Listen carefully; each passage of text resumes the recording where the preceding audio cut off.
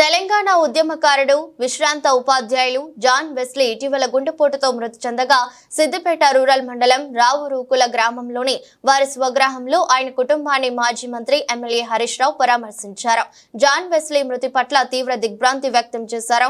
ఈ సందర్భంగా హరీష్ రావు మాట్లాడుతూ ఉపాధ్యాయునిగా తన ఉద్యోగ ధర్మంతో పాటు సామాజిక సేవలో భాగస్వామ్యం అయ్యేవాడని, పేదలకు సేవ చేయడంలో ముందున్నారని, సేవకు మారుపేరుగా నిలిచారని తన సేవలను కొనియాడారు. అలాగే తెలంగాణ ఉద్యమంలో చురుగ్గా పాల్గొన్న ఉద్యమకారుడు వెస్లీ అన్నారు. టీఆర్ఎస్ పార్టీకి తనకి వ్యక్తిగతంగా ఎంతో ఆత్మీయత ఉందని తెలిపారు. ఆయన మృతి బాధాకరమని, కుటుంబానికి అన్ని విధాల అండగా ఉంటానని భరోసా ఇచ్చారు.